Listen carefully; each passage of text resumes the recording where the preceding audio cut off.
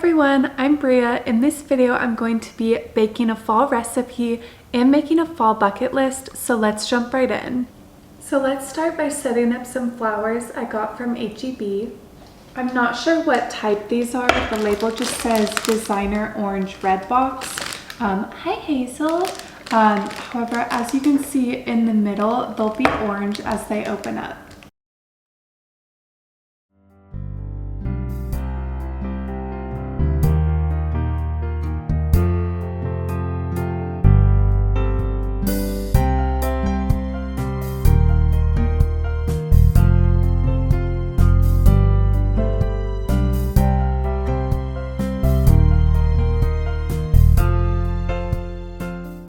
Now let's bake a fall recipe starting with an H-E-B haul. So I've never done any baking on my own, so I got some whisks. I thought about getting a handheld mixer because that's technically what the recipe said. However, they were all like $30 and this was I think like 3 or 4. So I figured if I end up not liking baking, I'll be much happier with just spending a few dollars. I also got a loaf pan, and then for the ingredients I just got all-purpose flour, baking soda, brown sugar. I also got butter, eggs, and then some bananas that I actually got probably a week ago, and they are very brown and gross at this point, and you can probably guess by now what I'm going to be making. I'm going to be making banana bread.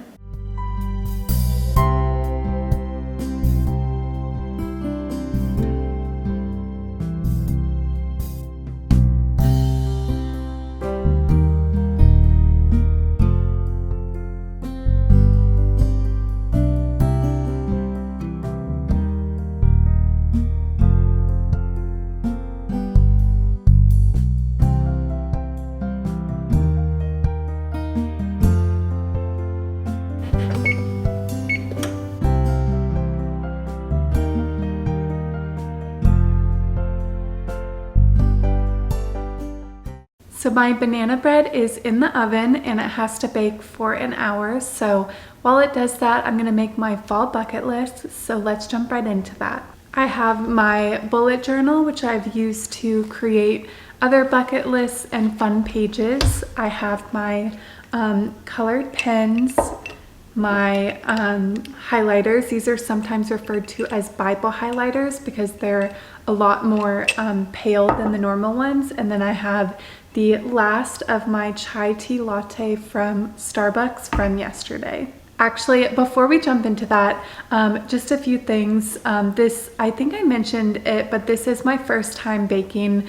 I have made cookies with my dad before at my parents' house, where he like has all the ingredients and the materials and knows how to do everything. So this was really my first time going at it alone. So I do think if I continue to bake, I do need an electric mixer. I did put the butter and brown sugar in the microwave for about 15 seconds, and that really helped. But I'm not sure if that like compromised the texture of what it's supposed to be like. And then there were a couple things I messed up on because I read the recipe too fast. So I'm not quite sure if I'm assuming it'll impact the texture, if anything, but as long as it tastes good, that's all I'm really hoping for this time. And in the future, I would love to try again, except fix my mistakes. I'd also love to try a chocolate chip banana bread, pumpkin bread, and then coffee cake. I'm not sure if I'll have to get a different pan for coffee cake, but I'd love to keep using my little pan because it seems like it's going to be the perfect amount for myself.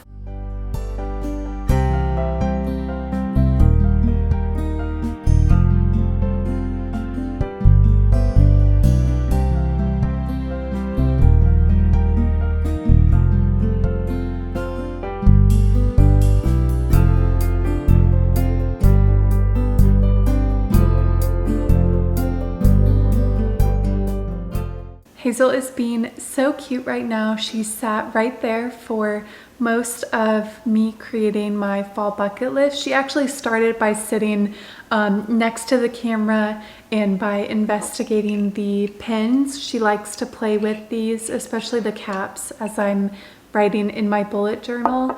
So she started there, and then when she got tired, she decided to go right behind me on this little cozy blanket. And now I want to read you what I put for the fall bucket list, and I did end up titling it Autumn Bucket List because I thought it would look better with the design.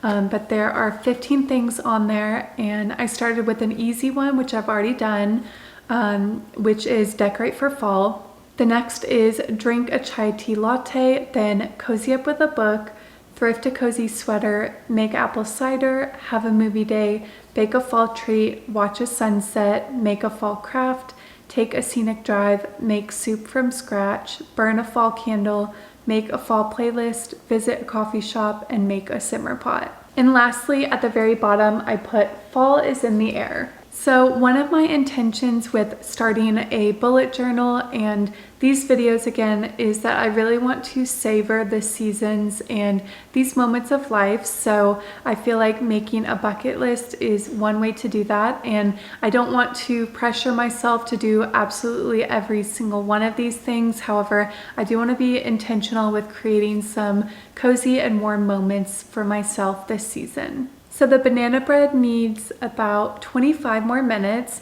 It does smell very nice right now. It smells like banana bread in my house. And I'm not quite sure if it's gonna take the full hour or not. I haven't looked at it since a few minutes after when I put it in. So let's go check on it. It's getting there.